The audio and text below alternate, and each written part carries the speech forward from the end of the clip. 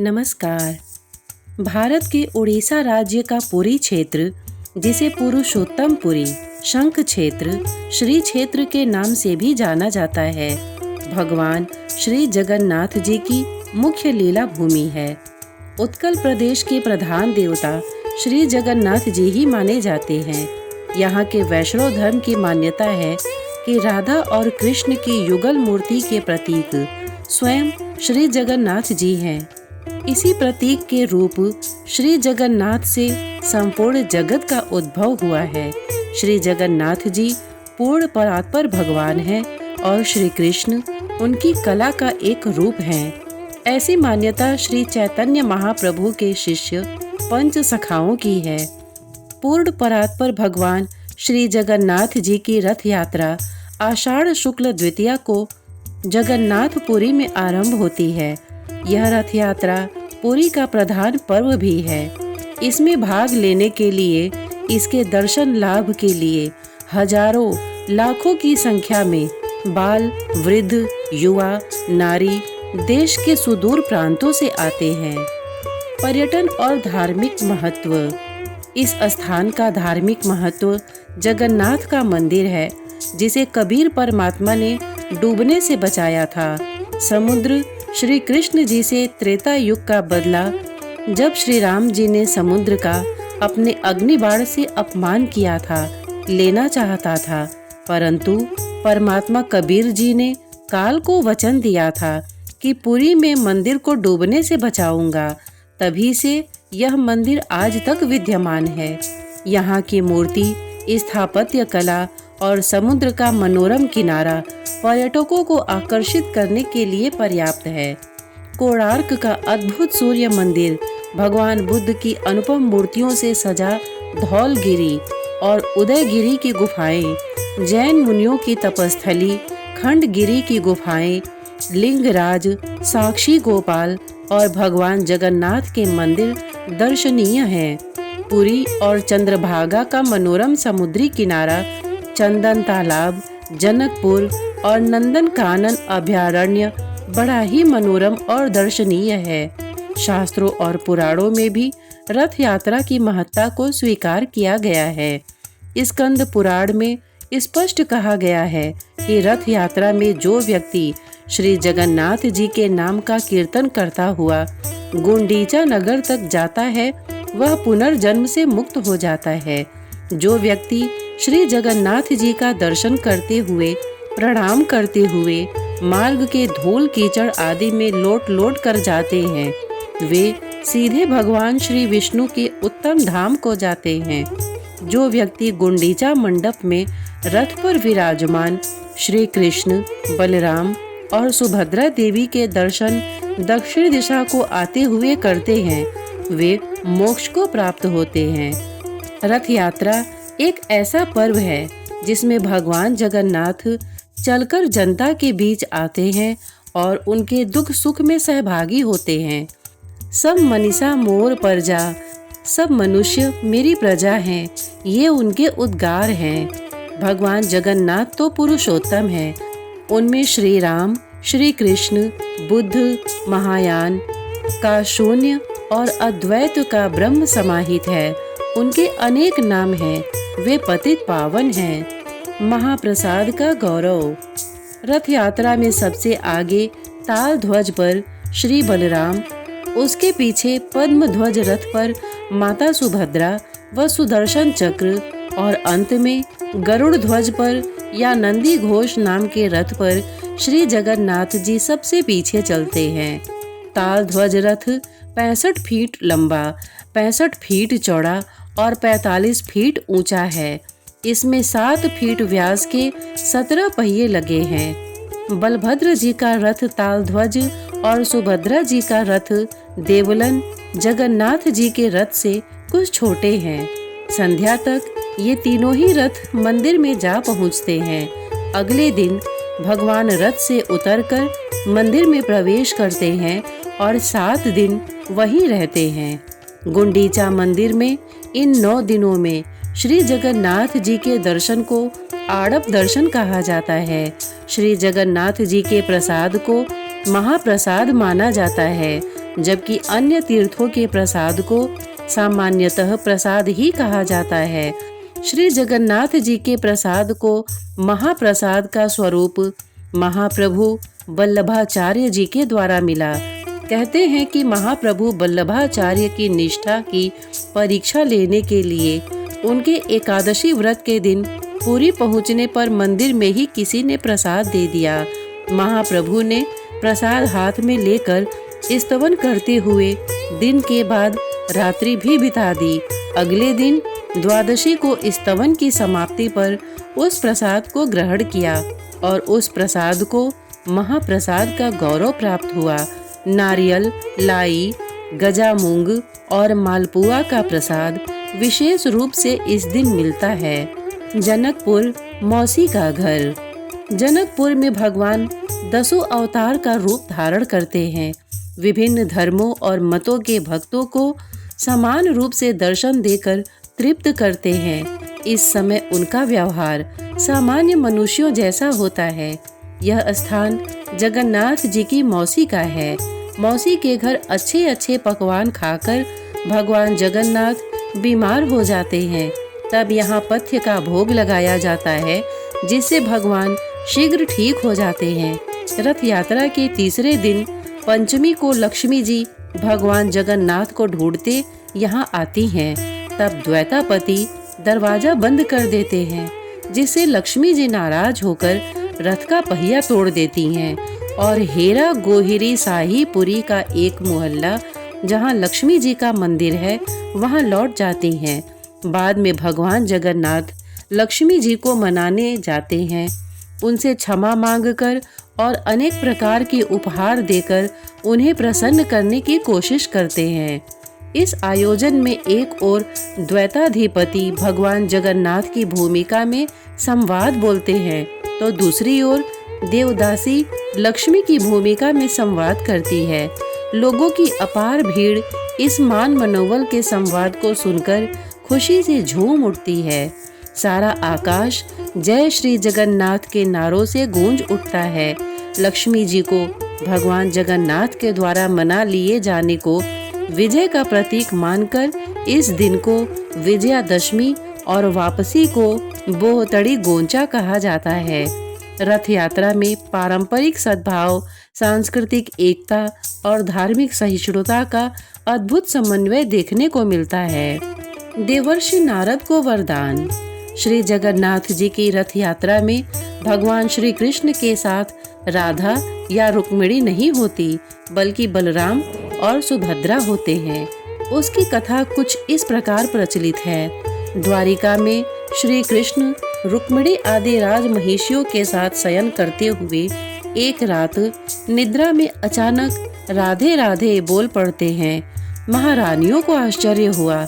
जागने पर श्री कृष्ण ने अपना मनोभाव प्रकट नहीं होने दिया, लेकिन रुक्मिणी ने अन्य रानियों से वार्ता की कि सुनते हैं वृंदावन में राधा नाम की गोप कुमारी है, जिसको प्रभु ने हम सबकी इतनी सेवा निष्ठा भक्ति के बाद भी नहीं भुलाया है।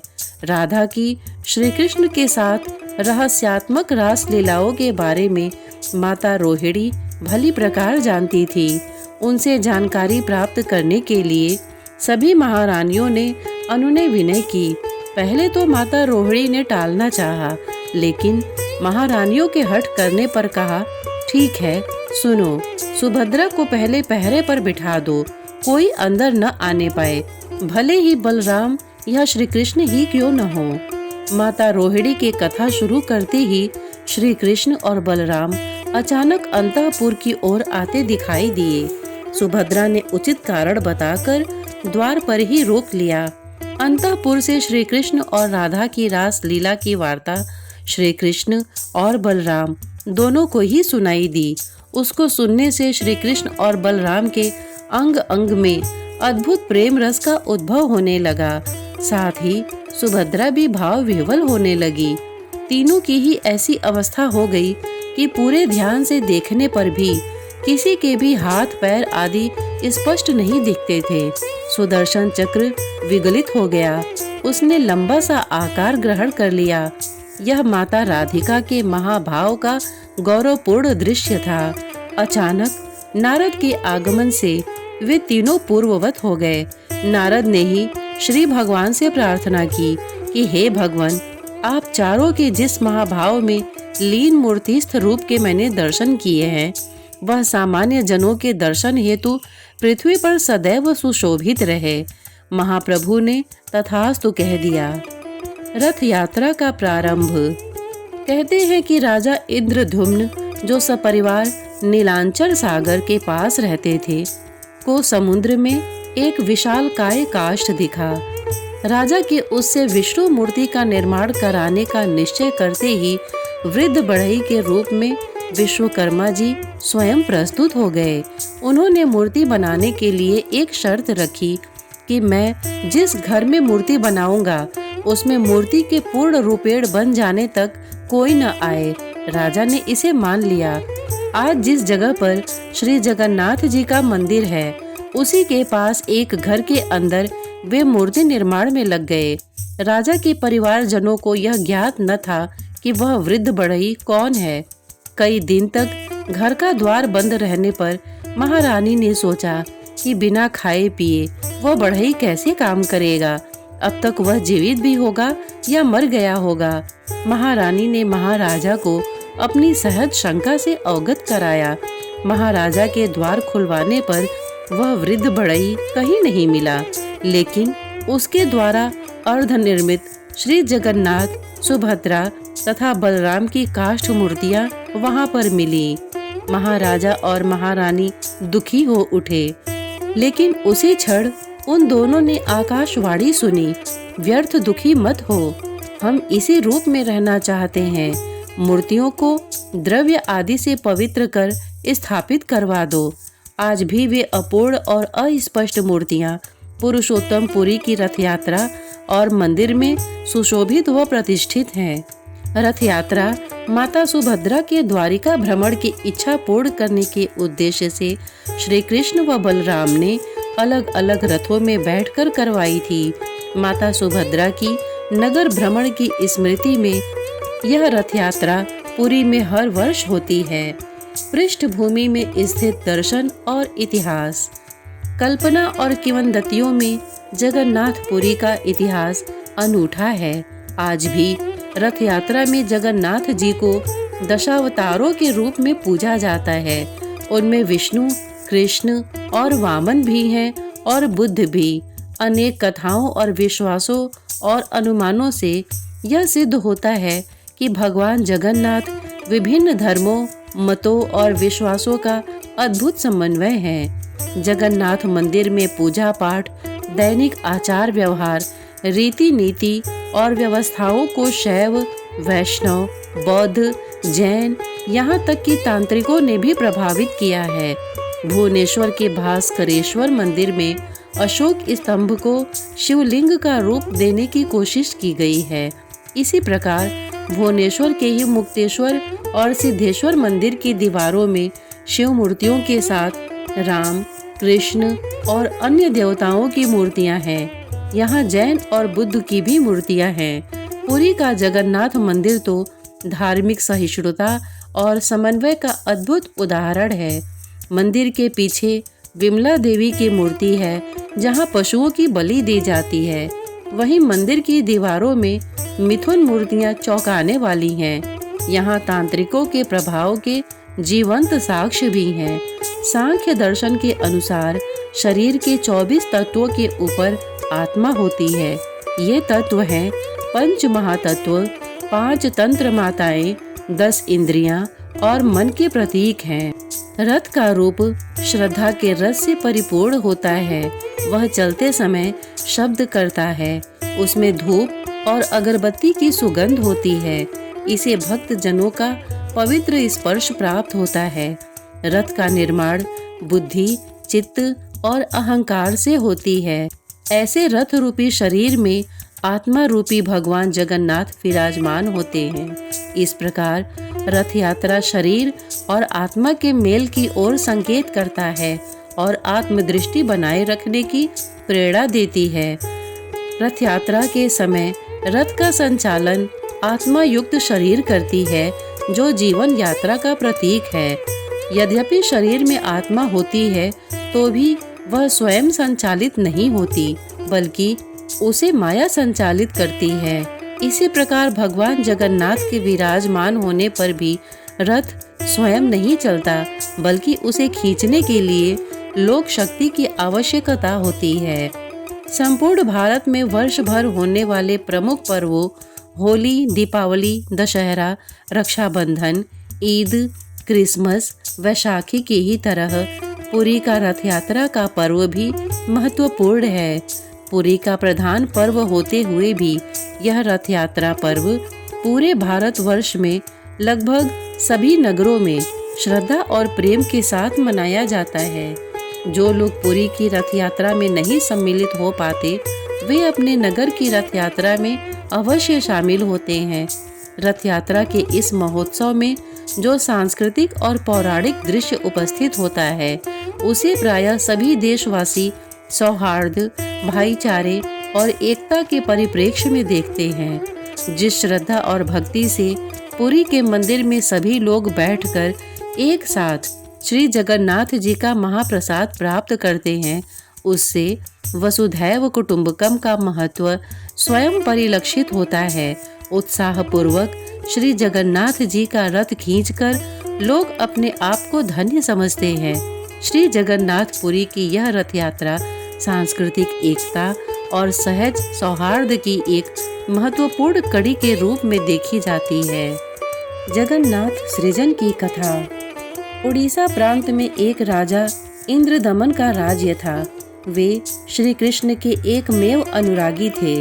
राजा को श्री कृष्ण जी ने स्वप्न में साक्षात्कार दिया, जिसमें श्री कृष्ण ने एक मंदिर बनाने और उसमें गीता उपदेश की इच्छा व्यक्त की। राजा इंद्रदमन ने आदेश के अनुसार मंदिर बनाया, लेकिन समुद्र ने हर बार मंदिर तोड़ने की प्रक्रिया जारी रखी। इस प्रकार 5 बार तक देव सदन टूट गया। राजा हताश होकर बैठ गए और पुनः मंदिर न बनवाने का निर्णय लिया। राजकोष रिक्त हो चला था। कबीर परमेश्वर ने ज्योति निरंजन को मंदिर निर्माण के लिए वचन दिया था। वचनानुसार कबीर देव राजा इंद्रदमन के समक्ष सामान्य रूप में प्रकट हुए एवं मंदिर बनाने का आग्रह किया, किंतु राजा ने कृष्ण जी को सर्वोपरि कहते हुए मना किया कि जब कृष्ण जी ही अम्बुज को नहीं रोक पाए तो कौन रोक सकता है भला।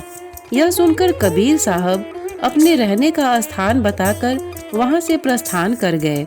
राजा को स्वप्न में पुनः श्री कृष्ण का साक्षात्कार हुआ और श्री कृष्ण ने कहा कि वे संत साधारण संत नहीं हैं तथा अनन्य भक्ति के स्वामी हैं। आदेश पाकर राजा इंद्रदमन ने कबीर देव से पुनः प्रार्थना की। कबीर देव आए और एक चबूतरे का निर्माण करवाया, जिस पर बैठकर उन्होंने भक्ति की। मंदिर बनते ही पुनः समुद्र का आगमन हुआ, किंतु कबीर परमेश्वर ने उसे हाथ उठाकर रोक दिया।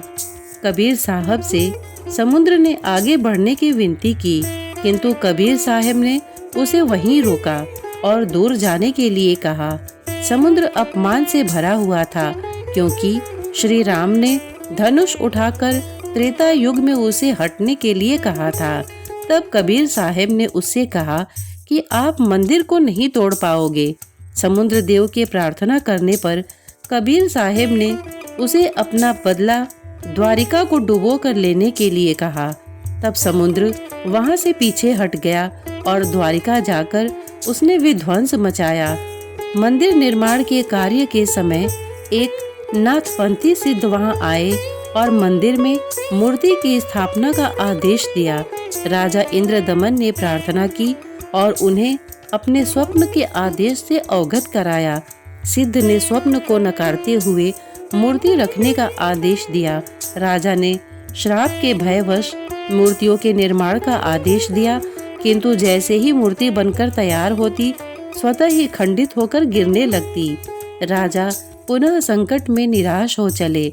तब कबीर देव पुनः एक जीर्ण शरीरधारी मूर्तिकार के रूप में राजा के समक्ष प्रकट हुए। राजा से अनुमति लेकर एक बंद कमरे में मूर्तियों का निर्माण करने लगे, किंतु यह शर्त रखी कि कोई भी मूर्ति बनने से पहले उनका ध्यान भंग नहीं करेगा। आज भी मंदिर जाने वाले श्रद्धालु और पंडित इस सत्य से अनजान हैं। वे हर प्रश्न को जगन्नाथ की लीला वाक्यांश से उत्तर देते हैं, अपने मन से बनाई गई कथा कहानियों का वास्ता देते हैं, जिनका कोई शास्त्र सम्मत प्रमाण भी नहीं है और न ही सत्य है। वहाँ पर ऐसे प्रमाण आज भी हैं। जिस पत्थर पर बैठकर कबीर परमेश्वर ने मंदिर को बचाने के लिए समुद्र को रोका था, वह आज भी विद्यमान है। उसके ऊपर एक यादगार रूप में गुंबज बना रखा है।